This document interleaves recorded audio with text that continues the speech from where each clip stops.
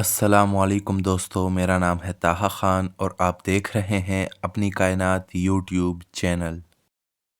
جب کافر بندہ دنیا سے جانے اور آخرت کا رخ کرنے کو ہوتا ہے تو سیاہ چہروں والے فرشتے آسمان سے اس کے پاس آتے ہیں جن کے ساتھ ٹاٹ ہوتے ہیں اور اس کے پاس اتنی دور تک بیٹھ جاتے ہیں کہ جہاں تک اس کی نظر پہنچتی ہے۔ پھر ملک الموت علیہ السلام تشریف لاتے ہیں، حتیٰ کہ اس کے سر کے پاس بیٹھ جاتے ہیں۔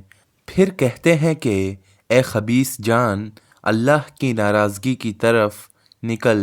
ملک الموت کا یہ فرمان سن کر روح اس کے جسم میں ادھر ادھر بھاگتی پھرتی ہے، لہٰذا ملک الموت اس کی روح کو جسم سے اس طرح نکالتے ہیں جیسے بوٹیاں بوننے والی سیخ بھیگی ہوئی اون سے صاف کی جاتی ہے، یعنی کافر کی روح کو جسم سے زبردستی اس طرح نکالتے ہیں جیسے بھیگا ہوا اون کانٹے دار سیخ پر لپٹا ہوا ہو اور اس کو زور سے کھینچا جائے۔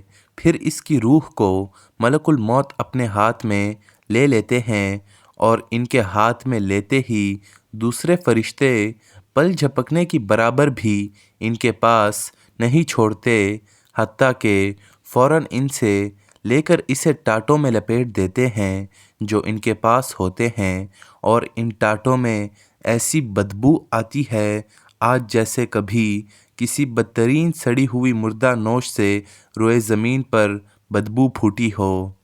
وہ فرشتے اسے لے کر آسمان کی طرف چڑھتے ہیں اور فرشتوں کی جس جماعت پر بھی پہنچتے ہیں وہ کہتے ہیں کہ یہ کون خبیث روح ہے۔ وہ اس کا برے سے برا نام لے کر کہتے ہیں جس سے وہ دنیا میں بلایا جاتا تھا کہ فلاں کا بیٹا فلاں ہے، حتیٰ کہ وہ اسے لے کر پہلے آسمان تک پہنچتے ہیں اور دروازہ کھلوانا چاہتے ہیں مگر اس کے لیے دروازہ نہیں کھولا جاتا ہے، جیسا کہ اللہ تعالیٰ سورہ اعراف میں فرماتے ہیں، ان کے لیے آسمان کے دروازے نہ کھولے جائیں گے اور نہ وہ کبھی جنت میں داخل ہوں گے جب تک اونٹ سوئی کے ناکے میں نہ چلا جائے، اور اونٹ سوئی کے ناکے میں نہیں جا سکتا، لہٰذا وہ بھی جنت میں نہیں جا سکتے۔ پھر اللہ عز و جل فرماتے ہیں کہ اس کو کتاب صحبین میں لکھ دو جو سب سے نیچی زمین پر ہے، چنانچہ اس کی روح وہیں سے پھینک دی جاتی ہے۔ پھر حضور صلی اللہ علیہ وسلم نے یہ آیت تلاوت فرمائی، سورہ حج، اور جو شخص اللہ تعالیٰ کے ساتھ شرک کرتا ہے گویا وہ آسمان سے گر پڑا، پھر پرندوں نے اس کی بوٹیاں نوچ لی یا اس کو ہوا نے دور دراز جگہ میں لے جا کر پھینک دیا، پھر اس کی روح اس کے جسم میں لوٹا دی جاتی ہے اور اس کے پاس دو فرشتے آتے ہیں اور اسے بٹھاتے ہیں اور پوچھتے ہیں کہ تیرا رب کون ہے؟ وہ کہتا ہے ہائے ہائے مجھے پتہ نہیں۔ پھر اس سے دریافت کرتے ہیں کہ تیرا دین کیا ہے؟ وہ کہتا ہے ہائے ہائے مجھے پتہ نہیں۔ پھر اس سے دریافت کرتے ہیں کہ یہ شخص کون ہے جو تمہارے اندر بھیجے گئے ہیں؟ وہ کہتا ہے ہائے ہائے مجھے پتہ نہیں۔ جب یہ سوال و جواب ہو چکتے ہیں تو آسمان سے ایک منادی آواز دیتا ہے کہ اس نے جھوٹ کہا، اس کے نیچے آگ بچھا دو اور اس کے لیے دوزخ کا دروازہ کھول دو۔ چنانچہ دوزخ کا دروازہ کھول دیا جاتا ہے اور دوزخ کی تپش اور سخت گرمی آتی رہتی ہے اور اس کی قبر اتنی تنگ کر دی جاتی ہے کہ اس کی پسلیاں ادھر کی ادھر چلی جاتی ہیں، اور اس کے پاس ایک شخص آتا ہے جو بدصورت اور برے کپڑے پہنے ہوئے ہوتا ہے، اس کے جسم سے بری بدبو آتی ہے۔